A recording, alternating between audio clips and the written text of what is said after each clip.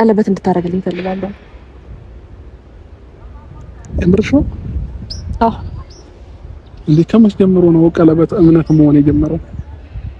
ልቤ እየተመለሰልክ ለኔም ደግሞ የሆነ ነገር መታሰብ አለበት። ጭንቅላትህ ላይ ስለኔ የሆነ ነገር ማሰብ ይኖርብሃል አይደል አብርሽ? እንደምወድህ እንደማፈቅርህ ታውቃለህ። ስለዚህ እኔ ደግሞ ላንተ ይገባል ወይም ደግሞ ላንተ ይሆናል ብዬ የማስበውን ነገር ነው ዛሬ ይሄን ሐሳብ የመጣልኝ። ምክንያቱም ይሄን ነገር ስታደርግ ለወደፊቱም ቢሆን በአንተ በኩል የሚመጣው ነገር ሙሉ ተቀብዬ ምንም በቃ ምንም የሚመጣ በአንተ በኩል የሚመጣው ነገር ሙሉ ተቀብዬ ውድ ባለቤትህ ነው ልሆን የምፈልገው። ታዛዥክ ገባክ? ሐሳብክን መረዳት የምፈልግ ብዙ ነገር ነው ካንተ ጋር ማሰባው አብርሽ። ነገ የኔና አንተ ሰላማዊት ድጋሚ ተመልሳ የምትመጣ አይነት ስሜት ስለተሰማኝ ነው ይሄን ቀለበት አድርግልኝ ያልኩክ። ከዚህ በፊት ፍላጎት ሳይኖረኝ ቀርቶ ሳይሆን ወደዚህ ውሳኔ እንድደርስ ያደረገኝ ያ ነው አብርሽ። ይሄን በመጀመሪያ ደረጃ አንድ ነገር ልንገርሽ፣ ቀለበት እምነት ሊሆን አይችልም። የሰው ልጅ እኔ ከዛም በፊት ከብዙ ሰው ጋር ያጣላኝ የነበረ ነገር ምን እንደሆነ ያቀለሽ መተማመን የሚባለው ነገር ነውና የሰው ልጅ ማመንና ለህሊናው መተው በራሱ አንድ ትልቅ ነገር ነውና አሁን ይሄንን ነገር አድርግ ስላልሽኝ እኔ አላደርገውም። እውነቱን ትነግርሽ ማለት ነው። እምነት ልብ ነው፣ እምነት ጭንቅላት ነው፣ እምነት ህሊና ነው። እሺ ይሄ የሚገዛ ነገር ነው፣ ተራ ነገር ነው። ቀለበት የልብ መተሳሰር ደግሞ ከምንም ነገር ይበልጣል። ስለዚህ እኔን አንቺ ከፈለግሽኝ በልብሽ እኔን ለማሰር ሞክሪ እንጂ በቀለበት እኔን ለማሰር እኔን ለመያዝ እንዳትሞክሪ። አብርሃም ነገ ላይ ጥሩኝ ይሄዳልና ዛሬ ላይ ቀለበት እንዲያደርግልኝ እፈልጋለሁ ብለሽ ውስጥሽን እንዳታሳምኚው። አንቺ እኔን ማሰር ከፈለግሽ በልብሽ ነው ማሰር ያለብሽ እንጂ በተራ ነገር አይደለም። ያንን ነገር ነው ያሰብኩትና ደስተኛ ይሆናል ብዬ አስባለሁ። ግን ደግሞ አላቅም ምን እንደሚሰማው ማለት ነው። ነገሮችን ለማስተካከል እየሞከርኩ ነው። ምክንያቱም እኔም የሆነ ያህል እምነቴ ማመን አለብኝ ብዬ ነው የማስበው።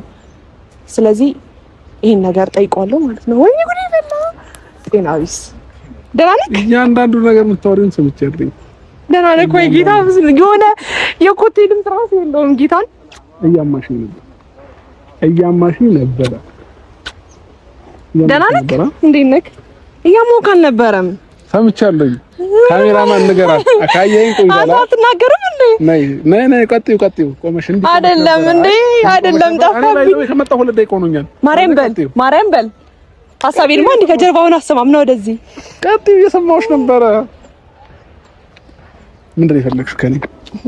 እኔ ልደፋልክ እኔ ወደዚህ ያያችሁ ነው ሙጋ እንደቆመች ራሱ ፋሚሊ ናሺ ወደዚህ አልመጣም። እያማሽኝ ነበረ። ተናገር። ምን እያማውክ ነበረ? አብርሃም ተው፣ 2 ደቂቃ ሆኗል። ጌታም በል አረር ካሜራማን 2 ደቂቃ ሆኖኛል። እሺ ምን አማውክ? እሺ እኔ የምልክ አምሮብሃል። እንኳን ደህና መጣክ። አመሰግናለሁ። እሺ አስጠፋህብኝ እኮ። ምን ሰማክ እንዴ? ከጀርባ የሆነማ መስማት አትችልም። ምን ሰማክ?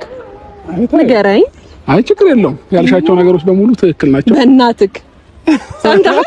እሺ የሰማሁት ምንድን ነው? የሰማሁን ንገረኝ። እኔን ና እሺ ጠጋቤልኝ ነው እዚህ ያው እሺ ነው ወደዚህ ያው እሺ ምን ሰማህ? አንደኛ እኔን አማሽኝ።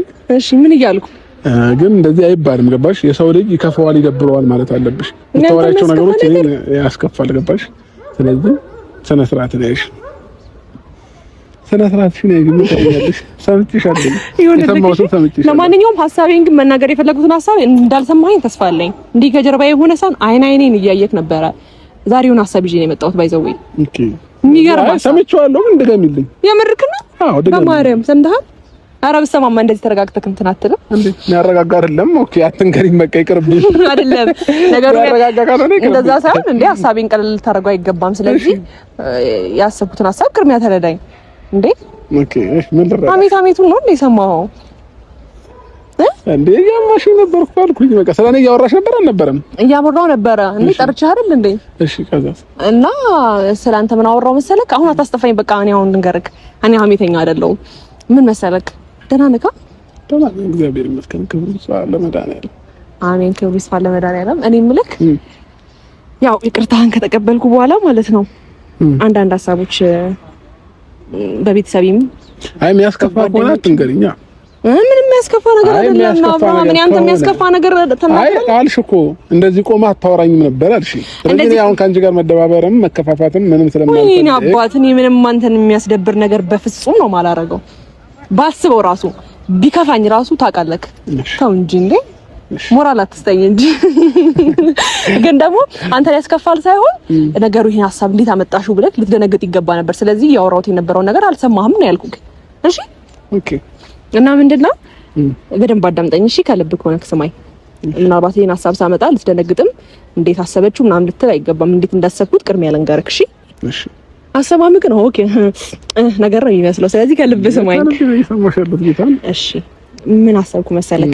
ይቅርታን ከተቀበልኩ በኋላ በቤተሰቦቼም ቅርብ ላይ ባሉትም በስራ ባልደረቦቼም አንዳንድ ደግሞ ዝም ብዬ የማማከራቸው ሰዎች አሉና ያን ነገር የተረዱ ሰዎች ከዛም እንደገና ደግሞ ታውቃለህ ምን አይነት የሚገርም ኦዲየንስ እንዳፈራው እና በውስጥ መስመርም ማለት ያው የሰውን ሐሳብ ባልቀበልም ግን ደግሞ